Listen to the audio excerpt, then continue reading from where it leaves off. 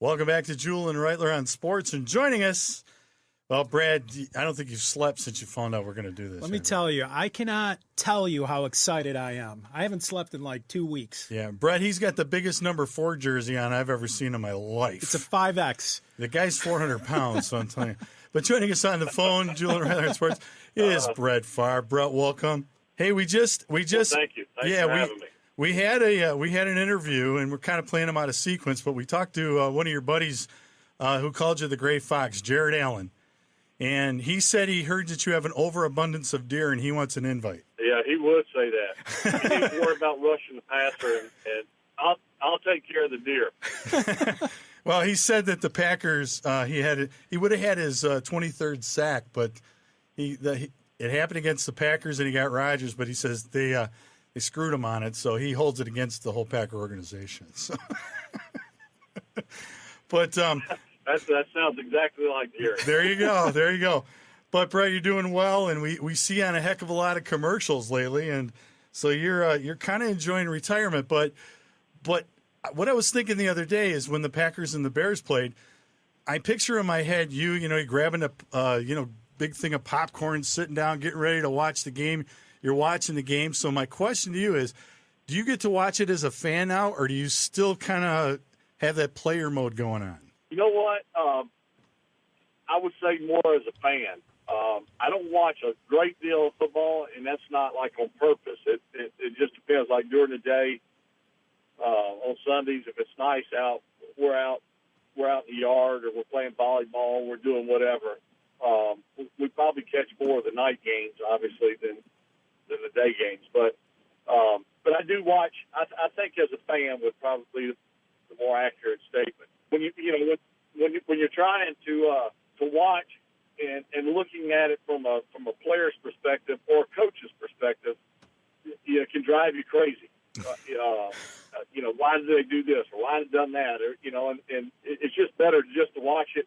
And I talking with Gruden one day about getting back into coaching. I said, John, would love to see you back into coaching. He said, I got a good gig, and after the game, win or lose, there's no stress. Yeah. I just go to the next game. And so, I get what he's talking about. Yeah. Brett, this is Brad. Hey, just want to tell you how happy that personally I am doing this interview. I saw your first game in Milwaukee when you guys played the Falcons. I saw your first reception, and if people don't know it, it was to yourself. I was at your last game. That's right. Yep. That's a great trivia question. Yeah, excellent. I was at your last game when you played against the Bears up in Minnesota. So I've been a fan personally for a long, long time. So this actually is very cool for me to do this, not only from the standpoint of watching you on the field, but on a side note, when Deanna was promoting her book that she wrote about cancer, my wife at the same time was battling cancer, right. And she met Deanna, and whatever she said was very inspiring to my wife. So from that standpoint, I can't thank you enough as a fan of Wisconsin and as a fan of the Packers. And we cannot wait, speaking for all the fans of Wisconsin, until you come back to Green Bay and we give you a standing ovation that you deserve and cheer you and chant number 4, because you sure were fun to watch and you sure made a lot of people happy, and we sure miss you. With that being said, is there anything that you'd like to tell the fans of Wisconsin? Because we have a ton of listeners that can't wait to hear you and hear this answer. Well, I mean, we don't have enough time for the show, but in this show. But I don't know what I could say that I haven't said in appreciation for, and I know at times people say things that they know other people want to hear, and that happens a great deal. But when I say that, first of all, to have an opportunity to play in the National Football League in itself, regardless of who I would have played for, but to have that opportunity is such an honor. And I've always looked at it that way because it's the truth, and I've always said that it's the truth. And I love to play. There was no ifs, ands, buts about it. I love to play the game. Now, as an older player, it became tougher, but that's understandable. But I just love to compete. Mm-hmm. And to me, every time I stepped on the field, I was like, this feels like it did the first time I ever played when I was in the 5th grade. I just was so excited about playing. That being said, to have an opportunity to play for the Green Bay Packers, one game, better yet, 16 years, goes without saying. And, there are a lot of reasons that Green Bay is so special. Most importantly, the tradition and the fans. And you cannot field a team, and I'm not telling you anything you don't know. Sure. You cannot field a team today, nor would you even try to start in a town the size of Green Bay and as remote as Green Bay is. But yet, not only have they've done that, but they've done that at the highest level. No one can compete with them. Maybe Dallas, but Dallas is Dallas, and we're talking about Green Bay, Wisconsin. Right. And it's just a special place. And when you think the Pro Football Hall of Fame, in some respects, is almost equal to the Green Bay Packer Hall of Fame when you think of all the great players and tradition that has come through there. Just an amazing place. And so to play there for 16 years and be the starting quarterback and to have the success that I was fortunate enough to be a part of it goes without saying. And, I don't know what else to tell you other than it was just a wonderful time in my life. Well, first, thank you very much. And second, we just had Najee Davenport on the show. So he was telling us about a halftime or about a TV timeout. Yeah. And he said that you broke out 50 Cent during a TV timeout. So I'm not sure how your rapping skills have improved with retirement. But, anytime you want to lay a beat, we'll play the soundtrack because I thought that was the funniest thing that I heard. So, how much do you miss the guys and you get Well, I think I may have lost. No, we're here. We're here. Did I lose you? No, we're still here. I'm snapping my fingers like, oh, man, I should have lost them there. You know what? I probably had heard that song like in pregame warm-ups or something now I listen to, I'm kind of a potpourri of music, if you will. I like a little bit of everything, but, that was kind of, and I'm not the only person to ever do that. That was kind of my way of easing tension and trying to relax the guys. It was not necessarily rap, but just, the one story that is famous is Joe Montana pointing out John Candy in the stands or on the sideline when they were playing in the Super Bowl against the Bengals. And, and I think the quarterbacks that have come and gone, and the ones playing today, you find ways to just kind of settle the guys down. And, that is one of those moments.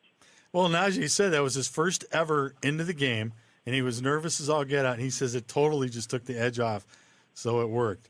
But we came across you, serendipitously through a website, score.com, SQOR.com. It's become one of my favorites. Brett, how would you get involved in with them? Well, Brian and I go back about 3 or 4 years. He came into Hattiesburg, and my agent Bus lives here in Hattiesburg as well, and just sat down with the two of us and kind of laid out his game plan and business model. And obviously that was in the infant stages, maybe even before that, if you will. And really just hit it off.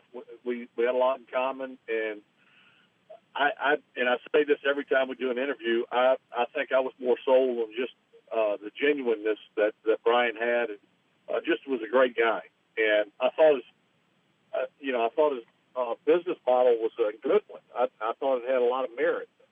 Who am I to say it would make it or not? But he asked me if I'd want to be a part of it, and so here we are. Yeah, we've turned a lot of people onto it, and I got to tell you, Brett, I'm a Michigan guy, so I get all my Michigan feeds. I get all, everything. I just think it's a brilliant site, and I'm with you on Brian. We'll be talking to him, Brian White, a little later on in the show. It is a great business model, but I'm thinking about this guy from Mississippi getting involved in all this technology, and I'm thinking, okay, Brett doesn't write code, so he's just out there, but having fun with it, aren't you? Yeah. I think that's part of it too. Brian can touch on it probably better than I can, but he wants to see his business succeed and succeed at a high level. And I think it really has that potential. But in the process, he wants to have fun with it. And I think he really is doing that, and I enjoy being a part of it.